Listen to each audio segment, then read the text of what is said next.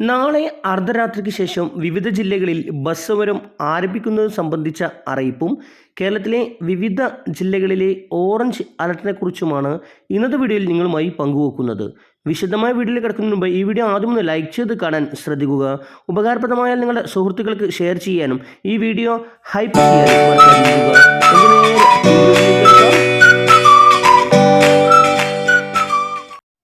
വയനാട്ടിൽ ഏകദിന സൂചന പണിമുടക്ക് നടത്തി സ്വകാര്യ ബസ് ഉടമകൾ. സംസ്ഥാന സർക്കാർ നടപ്പിലാക്കിയ പ്രിയദർശിനി സൗജന്യ യാത്രാ പദ്ധതി കാരണം സ്വകാര്യ ബസ്സുകളിലെ യാത്രക്കാരുടെ എണ്ണം കുറഞ്ഞതോടെ വരുമാനം ഇടിഞ്ഞുവെന്നാണ് ബസ് ഉടമകളുടെ പരാതി. ഇതുമൂലം സർവീസ് നടത്താൻ സാമ്പത്തികമായി വലിയ ബുദ്ധിമുട്ട് നേരിടുകയാണെന്നും അവർ പറയുന്നു. പ്രിയദർശിനി പദ്ധതി മൂലം പ്രതിദിനം 3000 രൂപ വരുമാനത്തിൽ കുറവെന്നാണ് ബസ് ഉടമകൾ പറയുന്നത്. സർക്കാർ ഇടപെടൽ ഉണ്ടായില്ലെങ്കിൽ ജൂലൈ 1 മുതൽ അഥവാ നാളെ അർദ്ധരാത്രിക്ക് ശേഷം അനിശ്ചിതകാലത്തേക്ക് സർവീസ് നിർത്തിവെക്കാനും തീരുമാനമുണ്ട്. സർവീസ് നിർത്തിവെക്കാനായി 280 സ്വകാര്യ ബസ്സുകളാണ് വയനാട് ജില്ലയിൽ ഫോം നൽകിയത്.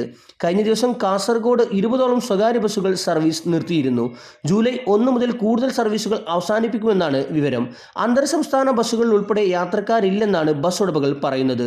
കോഴിക്കോട് 100ലധികം സർവീസുകൾ നിർത്തിവെക്കാനാണ് സ്വകാര്യ ബസ് ഉടമകളുടെ തീരുമാനം. ഒരു ദിവസം ഒരു ബസ്സിന് മാത്രം 4000 രൂപയോളം നഷ്ടമെന്നാണ് ഇവർ പറയുന്നത്.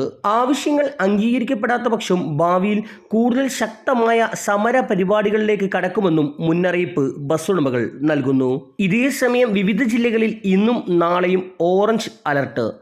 ഇന്ന് കോഴിക്കോട്, കണ്ണൂർ, കാസർഗോഡ് ജില്ലകളിലും നാളെ കണ്ണൂർ, കാസർഗോഡ് ജില്ലകളിലുമാണ് ഓറഞ്ച് അലർട്ട് പ്രഖ്യാപിച്ചിട്ടുള്ളത്.